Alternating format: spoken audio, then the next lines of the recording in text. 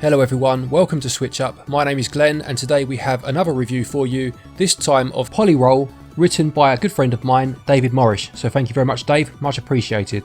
PolyRoll is a 2D retro style platformer which states to be inspired by the classics. Just one look at a screenshot and footage of this game and it's very clear which particular classic game had the most influence. Being a huge fan of a certain fast blue hedgehog, I was immediately drawn to this game. But can it keep pace with its inspiration?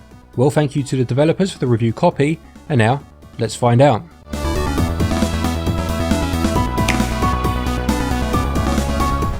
You take control of PolyRoll. The game's description says he is a roly-poly with attitude. I admit I had to look up what a roly-poly was, because he clearly isn't a delicious jam pudding. Turns out a roly-poly is a type of woodlouse from the family Armadillidae, which is appropriate as his design looks similar to Mighty the Armadillo from the Sonic franchise. But ultimately he is a woodlouse who can roll into a ball and is on a quest to rescue his friend from the evil Kaiser Kiwi.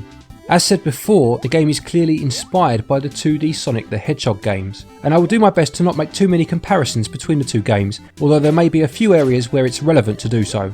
The main objective in this game is to get to the end of each level, jumping onto platforms and over pits, rolling to smash walls to find secrets, and defeating enemies by jumping on them, or into them. So far, so familiar.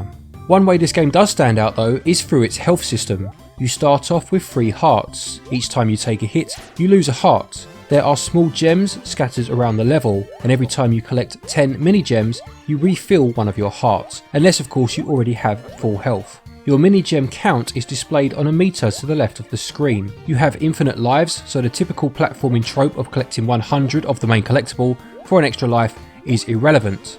I do like this approach to health management, as you can be strategic. Say you have 9 gems for example but full health, it could be worthwhile trying to avoid collecting another one and just keeping it on 9 so you have an easier way to get your health back up should you take a hit. The levels themselves aren't that long, but each level has 3 yellow hidden gems, and some of them are in quite obscure places. This encourages exploration as the gems are used to unlock certain areas on the game's world map. They can be used to open up normal levels where the map forks, or some special stages called heart palaces.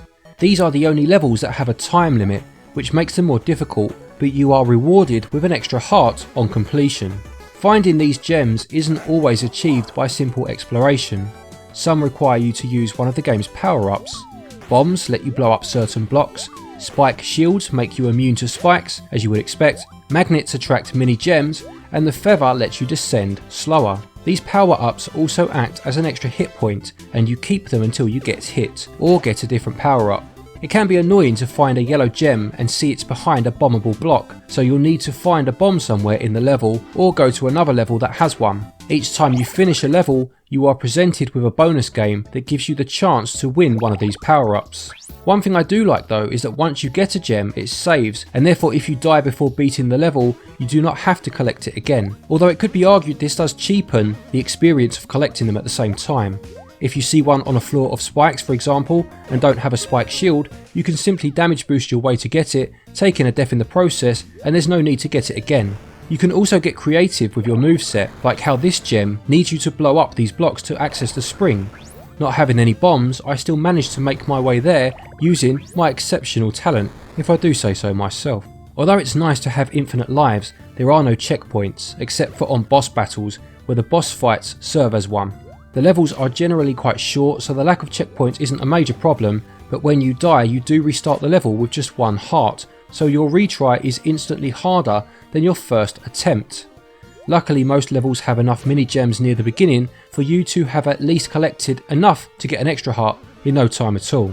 The boss fights themselves start off very simple, just hit them enough times until they die, but as the game progresses they get more creative, and some have a puzzle element to them that can take a bit of thinking to work out how to beat them, and I dare not spoil any of these in this review. The game's controls are very simple, just the D-pad and 2 buttons, one for jumping and one for rolling. This is where I must make a Sonic comparison. In the Sonic games, rolling is achieved by pressing down on the D-pad while running, or holding down and pressing the jump button to do a spin dash. Having the roll command be mapped to a button constantly threw me off, as over 25 years of playing Sonic games has made me want to press down out of muscle memory. Obviously people who have never played a Sonic game won't have a problem with this, but for those who are accustomed to the 2D Sonic games, you might just have a little bit of time acclimatising to this new control scheme. It is also annoying that you can't duck in this game too. I did die a few times due to me assuming that you could. Overall though, the game does control very well, and PolyRoll is very agile, having a wall jump achieved by rolling and jumping into a wall and then holding the jump button. This does take a bit of getting used to, but when it clicks, it's incredibly satisfying. The game starts off quite easy, so less experienced players won't feel overwhelmed, but as it progresses it does get more difficult. The short levels and practically non-existent loading times ensure that the game isn't too frustrating, and you are going to want to give every level just one more try every time you die. With this in mind, gameplay receives 17 out of 20. Controls complement the gameplay very well, and you have a decently sized moveset to boot, and they score 16 out of 20. As we know, PolyRoll takes its inspiration from Sonic the Hedgehog, and that is most apparent when you look at its graphical style. Just looking at PolyRoll himself, he looks like he's jumped straight out of the Sonic universe. The game itself looks a lot like one of the Master System games, more so than the more familiar 16-bit Mega Drive or Genesis versions. The levels' backgrounds are nicely detailed, and there are some smaller touches that add a bit of character to the game, such as the word boing appearing when you jump on a spring, and the boss encounters being behind a door with a big welcome sign above it. It's certainly nice to feel wanted by someone, even if they do then try to squash you immediately after. The game also has some nice lighting effects. When you go underground, the outer edges of the screen go dark, limiting your visibility, enough to give a sense of how deep you are, but not so much as it hinders the gameplay. The music in this game is very upbeat and complements the gameplay very well.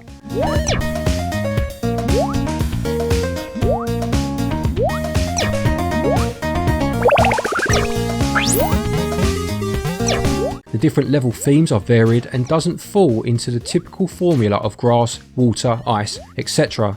Although themes like that do appear, there are also some lesser seen ideas, like the second world being based on electricity and a later one being based around a dice.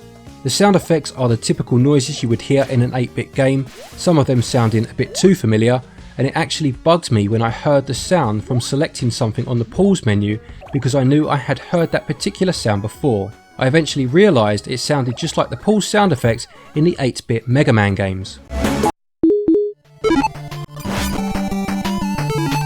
Overall, the presentation in this game is very good, but unfortunately the fact that it draws so heavily from games of the past does mean that it lacks its own identity at times, particularly with its main character. Having said that, I still can't fault how well designed the game is, and credit should be given to the great job the developers have achieved. Visuals score 16 out of 20, whereas the audio scores 17 out of 20. PolyRoll goes for £8.09 in the UK, €9.99 or $9.99.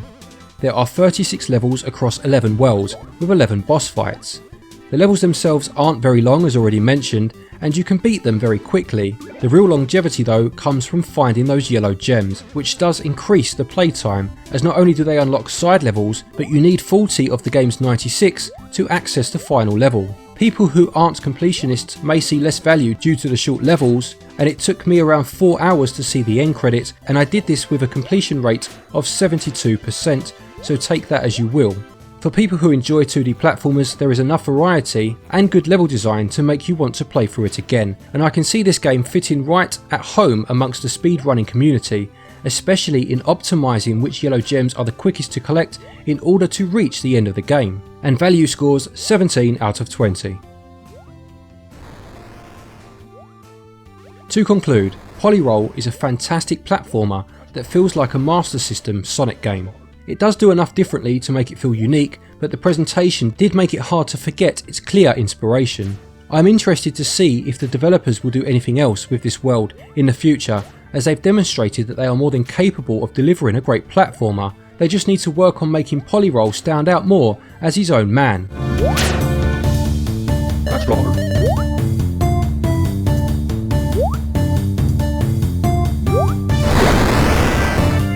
PolyRoll gets a SwitchUp score of 83%.